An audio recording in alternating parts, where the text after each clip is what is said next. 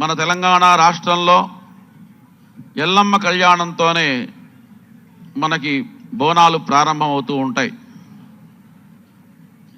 ఎల్లమ్మ ఎల్లారికి అమ్మ. ఎల్లారికి అంటే యాదేవి సర్వభూతేషు మాతృరూపేణ సంస్థిత.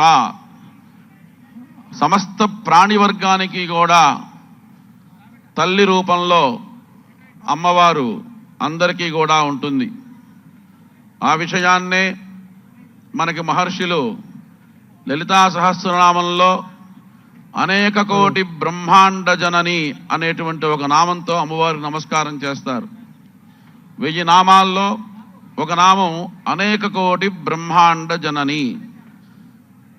యావంతి బ్రహ్మాండాన్ని వర్తంతే తాని సర్వాణ్యపి జగదంబాయా సంతతి స్థానీయాన్యేవా అంటారు. ప్రపంచంలో ఎన్ని బ్రహ్మాండములు ఉన్నప్పటికీ, ఎన్ని బ్రహ్మాండముల్లో ఎంతమంది ఉన్నప్పటికీ, ఎన్ని వేల కోట్ల లక్షల జీవరాశులు ఉన్నప్పటికీ అందరికీ కూడాను తల్లి స్థానంలో అమ్మవారు ఉన్నది.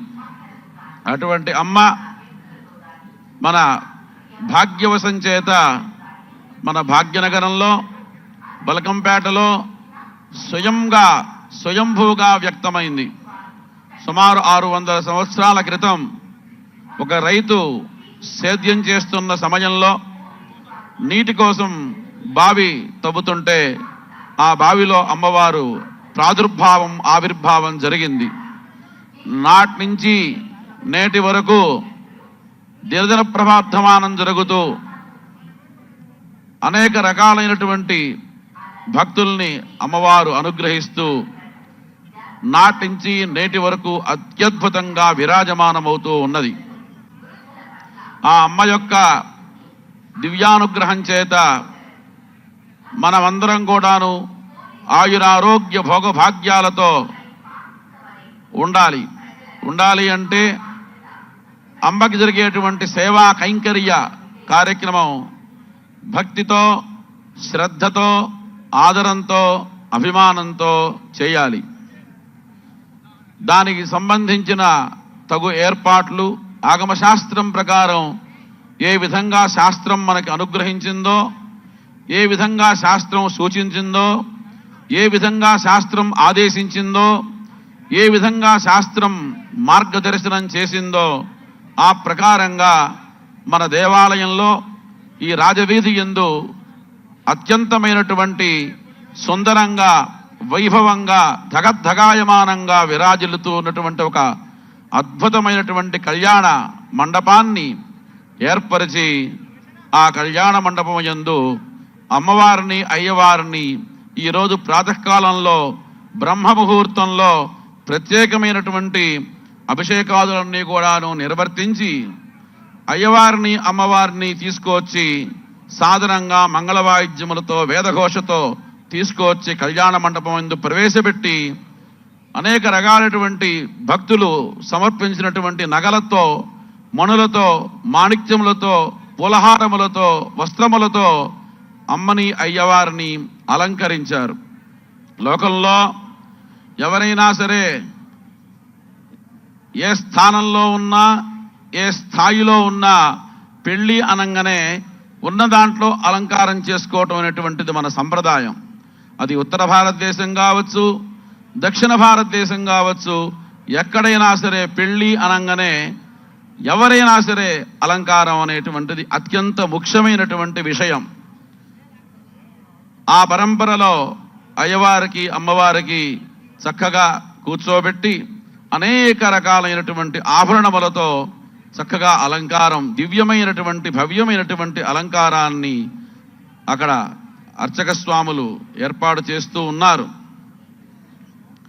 అమ్మ కళ్యాణము అంటే మన ఇళ్లల్లో మనందరికీ కూడాను కళ్యాణము అనే అర్థం. తెలుగులో ఒక సామెత ఉంది, దేవుడి పెళ్లికి అందరూ పెద్దలే అని. కాబట్టి మనందరం అమ్మవారికి సేవ చేసే విషయంలో పెద్దలము అంటే అమ్మవారి కంటే పెద్దలమని కాదు, పెద్ద మనస్సుతో సేవ చేయమని అర్థం. అంతేగాని పెళ్లి పెద్ద అని వచ్చి కూర్చోవడం కాదు. ఎవరికి ఏది చేతనైతే ఆయా సేవ చేసి ఈ యొక్క కళ్యాణ కార్యక్రమాన్ని దిగ్విజయం జరపాలి. అందుకోసమే మొట్టమొదటగా మనం ఏ పనున్నా జరగాలి అంటే ఆదౌ పూజ్యో గణాధిపః, మొట్టమొదట గణపతిని అర్చిస్తారు. ఏమిటి ఆ గణపతి అర్చన అంటే, లోకంలో ఎవరు ఏ పని చేయాలన్నా, ఆఖరికి పార్వతీ పరమేశ్వరులు కళ్యాణం చేసుకోవాలన్నా ఆదౌ పూజ్యో గణాధిపః, గణపతిని అర్చించి భావించి పూజించాలి. ఏమిటి, ఎందువల్ల ఆయనకి ఆ స్థితి? వాస్తవంగా దేవుళ్ళు దేవదేవుడు అని మంత్రశాస్త్రంలో చెప్తారు. ఒక సుబ్రహ్మణ్య స్వామికి దేవదేవుడు, సుబ్రహ్మణ్యం మయూరధ్వజరథ సహితం దేవదేవం నమామి అంటారు. దేవుళ్ళకే దేవుడు ఆయన. వాస్తవానికి సుబ్రహ్మణ్య స్వామి వారు పరమేశ్వరుడికి ప్రణవాన్ని ఉపదేశం చేశాడు.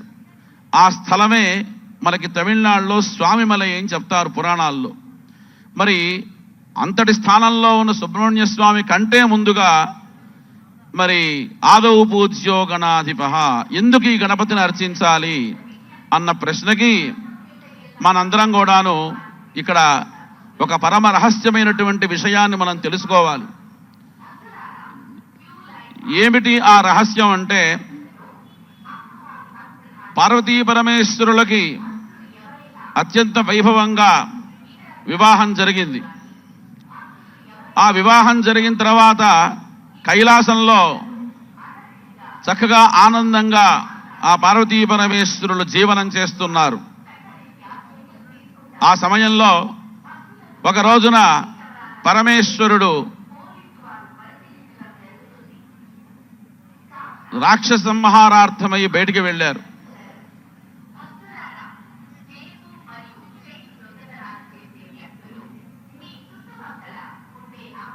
సరే, అమ్మవారు అభ్యంగన స్నానం చేద్దామని ఒంటికి నలుగు పెట్టుకున్నది.